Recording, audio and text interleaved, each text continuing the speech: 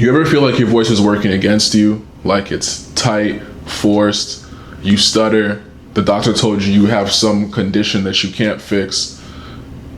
Here's the deal. What if I told you the real voice, the real you was somewhere in there, and that tension has been the issue this whole time? What if there was a way to ease that tension?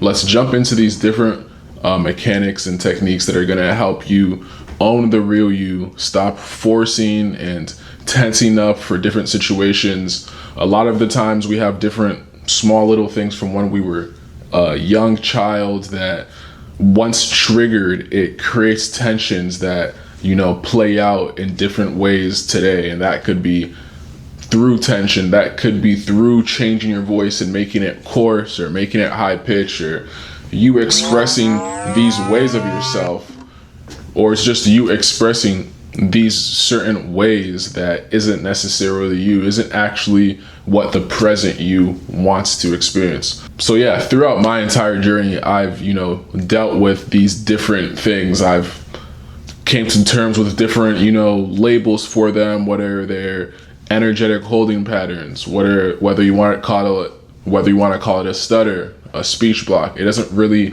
matter, but it's just a disfluency in your speech patterns, and it could be happening in your speech, but I'm sure that there's a lot of other ways it leaks into how you actually move and interact with the environment and your life surrounding you.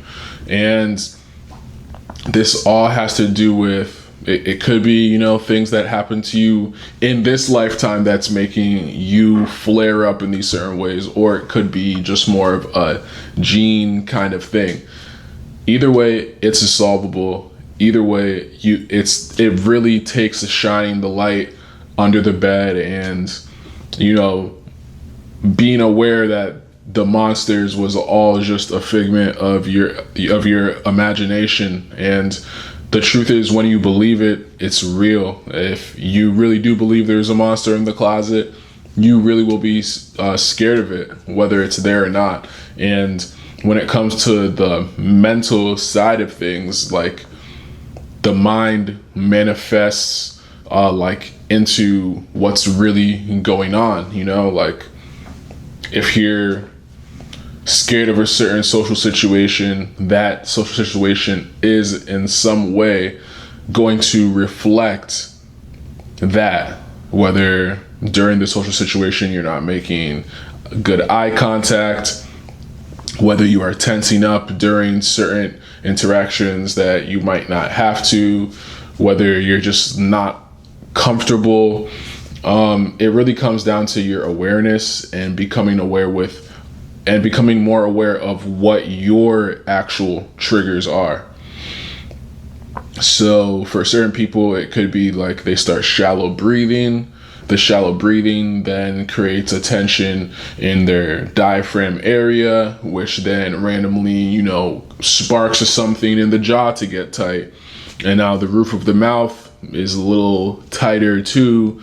And then this also, since you're scared, maybe you realize that when you're talking, like you raise your tongue up and your tongue's a little tenser. So how do you speak clearly when your tongue is in the way, or just there's so many actual things to become aware of, and you really start to notice you're in a loop. It's like different social situations are happening, but it's still the general same responses or variations of the same responses that are triggering you. So when you become aware of these trigger responses, you can start to break that down and get into the nitty gritty ways of actually, stopping it as a whole. So that's why for me, mindfulness meditations, for me, doing practices where I feel like as such I'm testing my social capabilities to a certain extent, just all these small little things to just kind of like keep myself sharp are super important. And then overarchingly, the most important thing is having a strong self-value in yourself.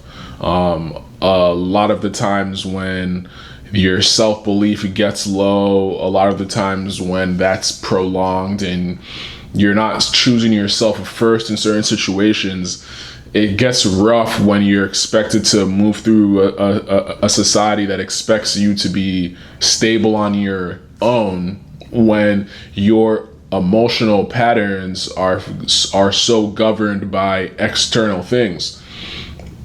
So working on yourself, doing the self-improvement, taking this as a realistic journey. It might not happen in a day for you. For some, it might. Some might really click that switch.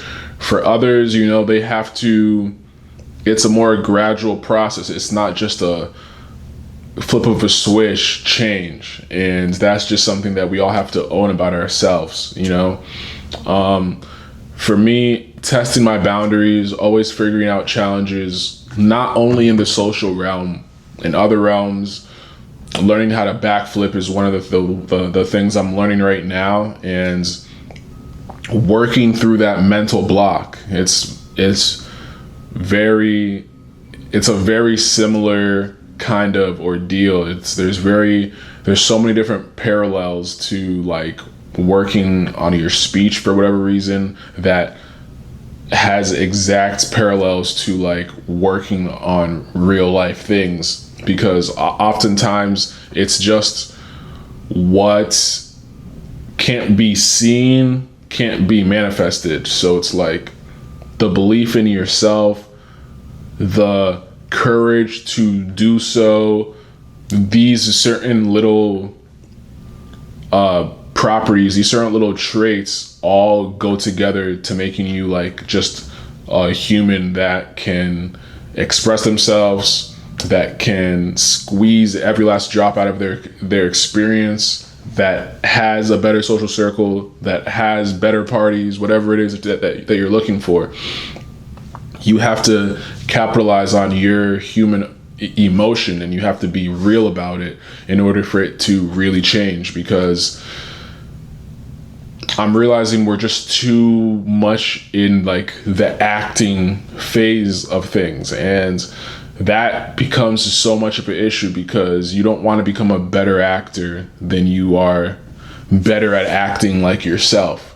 And I think that when you become better at acting like these different things, it ultimately ends up stifling you, because when there's a crowd, you might be trying to cater to a million different things. This doesn't work, and it doesn't fundamentally allow you to own your uniqueness.